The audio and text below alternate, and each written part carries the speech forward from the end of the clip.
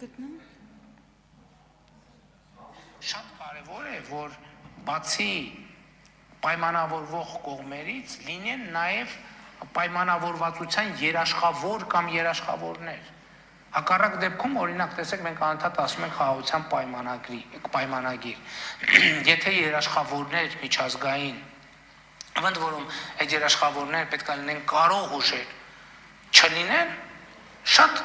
տեսականում եւ գործնականում հնարավոր է խաղաղության պայմանագիր ստորագրել եւ դրանից, ասենք 12 ժամ հետո պատերազմ կարող է սկսվել։ Եվ սա ամենևին էլ չափազանցություն չի։ Ցեն տալիս, որ Հուսամ ձայնը ճանաչեցիք, ես շատ բարձ հարց ունեմ, իրականում ես ուզում եմ հասկանալ, սա ձեր հարցազրույցներից մեկից էր հատված, ուզում եմ հասկանալ, այս հարցում եք տեսակետ փոխել, ավելի բարձ, ուզում եմ հասկանալ, երբ որ այս հարցազրույցն էիք տալիս, այդ ժամանակ էիք ստում, երբ ասում էիք, որ առանց երաշխավորների խաղաղություն հնարավոր չի, փաստաթուղթը չի երաշխավորում եւ 12 ժամ հետո ընդամենը հնարավոր է պատերազմ, եթե երաշխավոր չկա, թե հիմա, երբ որ նախաստորագրել եք մի փաստաթուղթ առանց երաշխավորների, բայց հայտարարում եք, որ խաղաղությունը կայացած փաստ է, դեռ հայտարարում եք, որ տարիների համար ու քիչ առաջ էլ հայտարարեցիք, որ ոչ միայն Հայաստանում, մի հատ էլ Հայաստանի շուրջ, այն էլ այս աշխարհաքաղաքական պայմաններում։ Հարցին կպատասխանի Հայաստանի Հանրապետության վարչապետը։ Երեք երեկոյան ոդքասթ էի լսում, ձեզ էլ եմ խորհուրդ տալիս ընդհանրապես քննելուց առաջ տարբեր գիտական եւ կրթական թեմաներով ոդքասթներ եմ լսում եւ դա այդ թվում նրա մասին էր, թե չնայած Էյնշտեյնի հարաբերականության տեսությունը շատ ֆունդամենտալ նշանակություն ուներ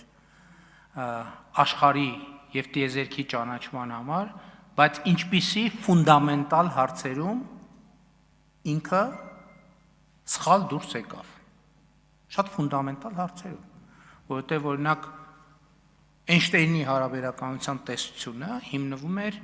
տիեզերքի ստատիկ լինելու տեսության վրա։ Եվ 50 տարի մոտավորապես պահանջվեց, որպեսզի տեսությունը այդ մասով հերկվի։ Ես նկատի ինչի համար եմ սա ասում, հիմա ոչ մեկ չի գնացել եւ Էյնշտեյնից իր Նոբելյան մրցանակը եւ մյուս դափնիները չի վերցրել, ընդհակառակը, ավելի բարձր են գնահատում, ինչու՞, որովհետեւ իմացությունը ճանապարհ է։ Նա ով չի փոխվում, մի այդպիսի ասացված կա, տգետանա ով չի փոխվում։ Եթե աշխարհի ճանաչման հիման, աշխարհի եւ միջազգային հարաբերությունների վերաբերյալ մեր պատկերացումները մնային այնպիսին, ինչպիսին են 2018 կամ 19 կամ 20 թվականին, ընդ որում ինստիտուցիոնալ, ոչ թե մեր, այլ ինստիտուցիոնալ Հայաստանի Հանրապետություն։ Այսօր Հայաստանի Հանրապետություն չէր կարող լինել։ Ես էլ եմ ասում, դու սենց որ այս տեմպով գնաք, դուք էսա հասնելու եք 3-րդ դասարանում իմ գրած ոտանավորներին։ Գալու եք, ասելու եք, բա դու 3-րդ դասարանում, հիմա ի ժամանակ էիր դու ստում, թե հիմա։ Ձեր պրոբլեմը նտեղ է, ես էլ եմ ասում, դուք չեք հասկանում, թե ինչու չեք լինելու մյուս խորհրդարանում։ Դուք չեք հասկանում։ Դուք ամեն օրվա հետ ավելի չեք լինելու մյուս խորհրդարանում։ Հələ այն մի մասը գոնե այդքան խելք ունի, չի մասնակցում։ Հիմի ձեր կեսի չափով, տենց կեսի չափով մի հատ ուրիշ խմբակցություն ալնելու, մեկ էլ ընդեղ բանով։ Երրորդ ուժն է, ինչպես ասում են բանով, դավեսկայով մի հատ է երրորդ ուժը ալնելու, որ դուք չեք լինելու։ Դա գիտեք ինչից է։ Ձեր հարցից է։ Որտեղ դուք չեք հասկանում, դուք այսօր ամեն ինչ ընկալում եք նենց, ոնց որ 3 տարի առաջ, 5 տարի առաջ, 10 տարի առաջ, 15 տարի առաջ,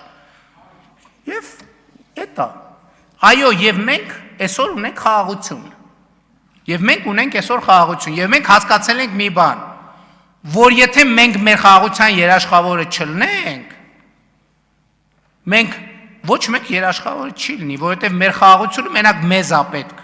Մենակ մեզ է պետք։ Ուրիշ ոչ մեկի մեր խաղաղությունը առնվազն ավելի շատ պետք չի։ Արձագանք։ Ավելի լավ է որոշ բաներ չհասկանալ, քան ձեր նման հասկանալով ստել։ Սա ձեր երրորդ դասարանի շարադրությունը չէր։ Սա ընդամենը մի քանի տարի առաջ, երբ բանակցում եք նախաստորագրած թղթի մասին, այդ մամուլի չենք հասնի, տենց սադոմազոխիստական հակումներ չկան։ Սա ընդամենը ձեր մի քանի տարի առաջ հարցազրույցից էր հատված, ու ես շատ պարզ բան էի ուզում, որ Հայաստանի Հանրապետության քաղաքացին տեսնի։ Դուք այս ամենը փաթեթավորեցիք Էշնենով հարաբերականության տեսությամբ, մի պարզ բան քողարկելու։ Փաստորեն ասացիք, որ այո, անկյունակարային հարցի շուրջ տեսակետ եք փոխել։ Հիմա 180 աստիճան հակառակ բանն եք ասում։ Ես Հայաստանի Հանրապետության քաղաքացուն մի պարզ ուղերձ ունեմ։ Հայաստանի Հանրապետության քաղաքացին ոչնչով ապահովագրված չի, որ դուք 6 ամիս հետո չեք գալու կանգնեք այդտեղ ու ասեք ես նորից եմ փոխվել, ավելի է ընդլայնվել իմ աշխարհայացքը եւ մտահորիզոնը։ Ու հիմա էլ ասում եմ ճիշտ հակառակը նրա, ինչ որ այսօր ստեղից եք ասում։ Ձեզ վստահելը հանցագործություն է։ Շնորհակալություն ձեզ։ Մի քանի տարի առաջ Հայաստանի Հանրապետությունը ուներ անվտանգության երաշխավոր գրած թղթի վրա։ Դուք էլ գալիս եք ասում եք, այ այդ անվտանգության երաշխավորին ոչ թե 4-րդ հոդվածի 3-րդ բառի 4-րդ բառի 5-րդ կետով են դիմել, այլ 6-րդ տողի 8-րդ բառի 7-րդ տողով դրա համար բանը ընդեղի արհեստական բանականություն չի կարող կարդա մենք ինչով ենք դիմել։ Մենք հրաժարվեցինք այդ անվտանգության երաշխավորից եւ դառնանք պետություն։ Որովհետև այդ անվտանգության երաշխավորության ողջ շրջանում մենք չենք եղել պետություն, մեր վրա խաբարել չի եղել, որ մենք պետություն չենք։ Եվ եթե գիտեք ինչ, փոփոխվող աշխարհում նա ով չի փոխվում, ինքը արժանանալու է դինոզավրի ճակատագրին։ Այո, ես չեմ բացառում, որ այս 6 ամսվա ընթացքում 6 ժամվա ընթացքում կարա իրադրությունը նենց փոխվի, որ շատ գնահատականները վերափոխես։ Եվ այն երկրները, որոնք այդպիսին չեն, իրանք հայտնվում են բաստուրմայի կարգավիճակում, որոնց մանր կտրտում են։ Այո, մենք ինստիտուցիոնը գալիս են կարդում զեկույցը, նենց կարդում է, ոնց որ ինքն է այդ զեկույցը գրել։ Ոնց, մի րոպե, ոչ մեկի մոտ հարց չի, ամբողջ կառավարությունը 3 ժամ նստած ստեղ, 3 ժամն ով այս ընթացքում այս երկրի անվտանգությունը ապահովում։ Բայց երկրի վարչապետը կդգա միտեղ, քանի ժամ արդեն, 2 ժամ սենց հարած կնստի, հա։ Բայց ինչ ենք եկել նստել։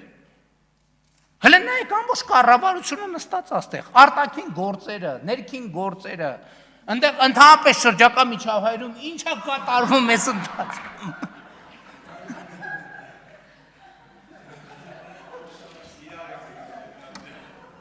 Լսեք, դուք երրորդ դասարանում եք, կներեք 1000 ներողություն։ Լիլիթ Գալստյան։ Այս միջավայրում լուրջ հարց հնչեցնել է իհարկե գնալով Վարդանում է, բայց այնուամենայնիվ փորձեմ հարցը ձևակերպել։ Հարցս վերաբերում էր հարցի պես մեր հասարակության մեջ տիրող բռնության